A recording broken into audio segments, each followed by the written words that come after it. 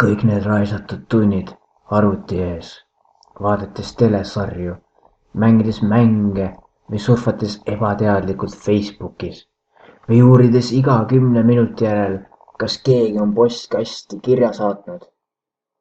Me ei saa kunagi seda aega tagasi. Aga miks? Mis on selle kõige mõte? Miks sedasi oma elu raisata, kui me saame teha mida iganes või olla kes iganes? Elada ilma eesmärkideta ja lasta elul ennast lihtsalt kaasa tirida. Kas see on tõesti seda väärt? Olla eraldatud ühiskonnast, loomata seejuures väärtust, andmata panust. Olla eraldatud oma unistustest ja kasvuvõimalustest, püsides iga päev täpselt samasuguse inimesena. Kas see on tõesti sinu tõeline soov? Või on see lihtsalt sinu tilluke karp, mida sa nii kallilt oma embuses hoiad? Nagu vanglakong, millest sa lahkuda ei taha. See on nii turvaline, nii lihtne, kas pole? Kell tiksub, tikk-takk, tikk-takk. Aeg möödub ja rutiinsed päevad lihtsalt vahetuvad üksteise järel. Tunned, et kogu aeg toimub üks täpselt samasugune nõiaring. Tunned tühjust nii magama minnes kui ka hommikul silmi lahti tehes. Koged alati neid samu mustreid ja harjumusi ilma, et midagi muutuks. Kõik on lihtsalt nii ettearvatav ja läbinähtav.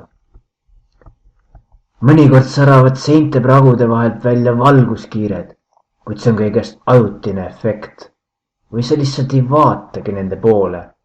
Võib-olla lõbustad ennast ja vahelduseks ka piilud, kuid siis pöörad jälle ümber ning suunad pilgu eemale, justkui seda valgust ei eksisteerikski.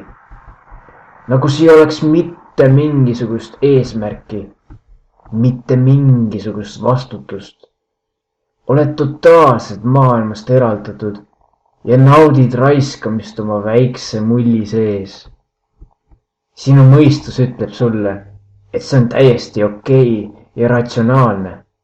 See võib kasutada isegi erinevaid tarku lauseid raamatutest või gurude suust ning mängida nendega nii, nagu see tahab. Kui sa näed võimalusi ja väljakutseid, et enesearengus järgmisele tasemele jõuda, ütleb sinu mõistus. Aga miks? Miks me peaksime kuhugi püüdlema? Ära osuta vastupanu. Vastupanu on halb, kas mäletad? Sa ei pea midagi tegema. Sa võid lihtsalt terve päev istuda ja keegi ei mõista sind hukka. Mine nende kerkivate tunnete ja harjumustega lihtsalt kaasa ning ära tee ainsatki pingutust. Aktsepteeri seda, mis on. Mõnikord tunned, et mõistusel on mõned tugevad pointid, kuid sa oled teadlik tema subjektiivsest ja ajutisest olemusest.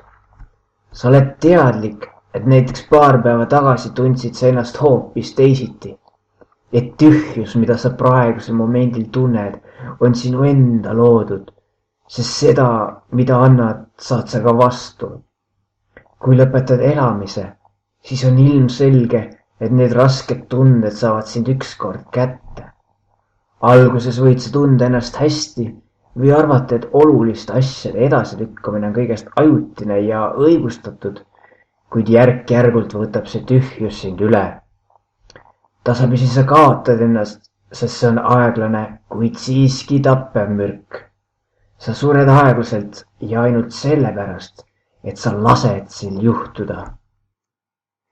See kõik on sinu enda looming ja sa tead seda. Need tunded räägivad sulle praegusest subjektiivsest reaalsusest, mitte reaalsusest, mis tegelikult eksisteerib.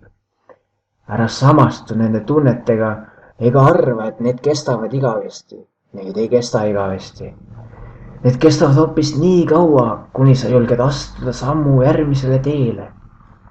Isegi selle peale mõeldes või selles kirjutades tunned sa ennast sammu võrra lähemal vabadusele. Sa tead, et suudad vabaneda igal hetkel. Sa pead tegema vaid otsuse siin ja praegu. Kas sa tahad magada või tahad sa elada?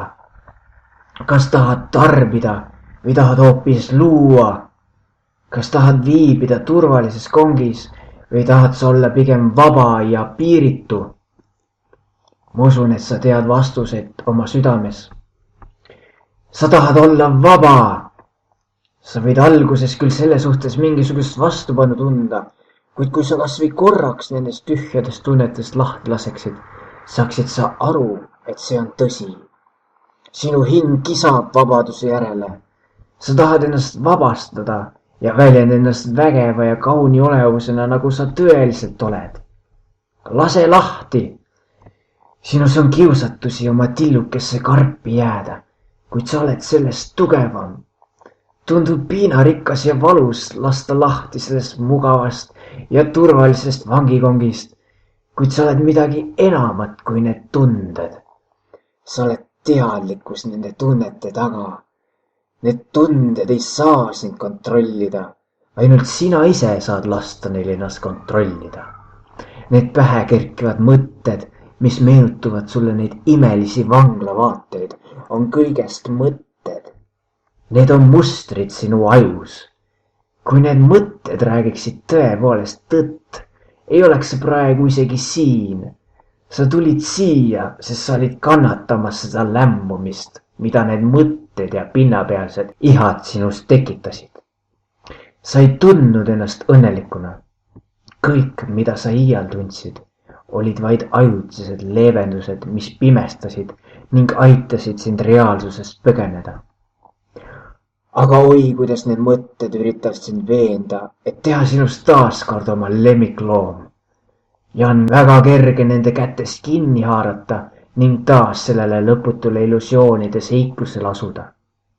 Aga seekord sa ei tee seda.